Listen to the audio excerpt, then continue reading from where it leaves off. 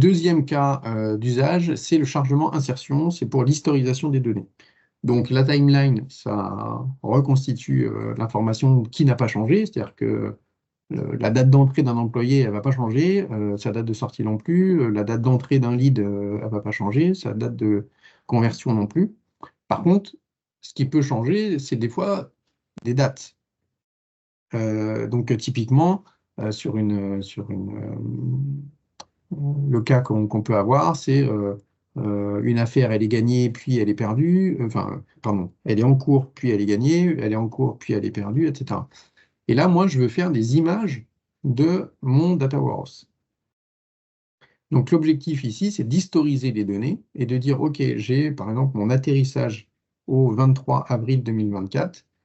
Quel était mon atterrissage au 23 avril 2023? Et ça, c'est le principe du cas d'usage que je vais vous décrire. Donc c'est l'historisation des données. Ça part du principe du mode de chargement insertion. Donc je copie des images, je n'ai pas forcément de clé primaire dans ma base, et je vais insérer, je vais ne faire qu'insérer des données, et je vais nettoyer au fur et à mesure les données que je ne souhaite plus avec le filtre pour ne garder que ce qui est nécessaire. Donc pour ça, je vais vous expliquer, là on rentre dans notre modélisation. Ici, je vous donne le cas d'usage, c'est qu'on calcule notre atterrissage. On l'a déjà vu dans des lives précédents, notre atterrissage, c'est la facturation, plus ce qu'on prévoit de vendre à travers nos affaires, plus nos devis, plus nos prestats qui sont à venir, etc. Et ça, on veut l'historiser. On l'a historisé, on l'historise comment? Donc, on va dans atterrissage. On a un modèle d'atterrissage et ici et qui fait la consolidation de tout ce que je vous dis, hein, la facturation, les devis, etc. Et puis, à partir de ce modèle, on fait un F-atterrissage histo, pardon.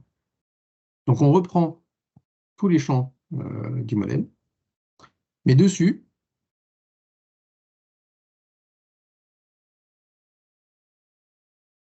on utilise le mode de chargement insertion de données. Je vous décrirai après les critères de suppression. Pourquoi il y a un critère de suppression? On n'est pas obligé d'avoir un critère de suppression, hein. Si on ne met pas de critère de suppression, on ne fait qu'insérer les données et on vient concaténer les données. Ce qui est important de rajouter dans ce modèle, c'est les dates heures d'analyse. Date d'analyse, heure d'analyse. Qu'est-ce que c'est date heure d'analyse? C'est juste, je mets la date du moment de l'insertion. Donc là, c'est maintenant. Sur la date analyse, je mets aujourd'hui. Et sur l'heure d'analyse, c'est j'extrais l'heure de maintenant. Pourquoi je fais ça? C'est hyper important parce que si on ne fait pas ça, on vient agréger, enfin consolider des données, comment on dit, des snapshots, des instantanés des données, mais on les concatène et on ne peut pas les segmenter. Donc, cette date-heure d'analyse va permettre de filtrer en disant, moi, je veux l'analyse de telle date ou l'analyse de telle autre date. Si je n'ai pas cette date-là, bah, je ne pourrais pas faire ces filtres. Et là, j'aurais de la consolidation, voilà, ça ne marcherait pas. Donc, le principe, c'est de créer ce champ date, qui va vous permettre de discriminer. Et avec le mode d'insertion, qu'est-ce que j'ai fait ici dans mon cas d'usage? C'est que j'ai dit que je veux, donc tous les jours, nous on a des ETL, enfin 2 fois par jour, on a des ETL qui passent, le matin et le midi. Et donc, ce que j'ai demandé, c'est de ne prendre que les 30 derniers jours. Donc, il faut qu'on ait les 30 derniers jours. Donc, c'est à travers ce champ-là. Donc, je fais un ajoute-moi de -1.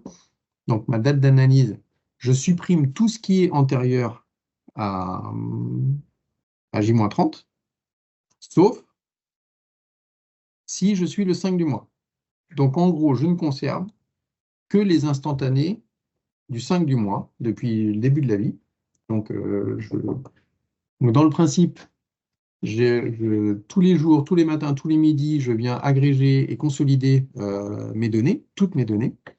Et pour éviter de polluer mon data warehouse et mon entrepôt et de le faire grossir indéfiniment, je viens le nettoyer en ne gardant que l'instantané du 5 du mois et je ne garde que les 30 derniers jours. Donc j'ai les 30 derniers jours plus l'image du 5 de chaque mois. Et donc je le fais à travers ce filtre sur la date d'analyse entre J-30 et le 5 du mois. Je ne sais pas si j'ai été suffisamment clair sur le critère, mais l'intérêt, c'est qu'au moment de l'insertion, MyReport va supprimer ce qui répond à ce critère-là, donc tout ce qui est antérieur à J-30, sauf les 5 du mois, et ensuite il vient insérer.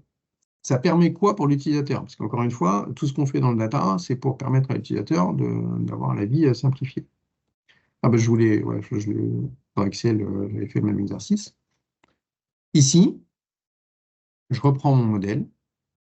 Bon, je vous ai filtré quelques infos, bref, mais ici, tout l'intérêt, c'est qu'à partir de mon modèle atterrissage,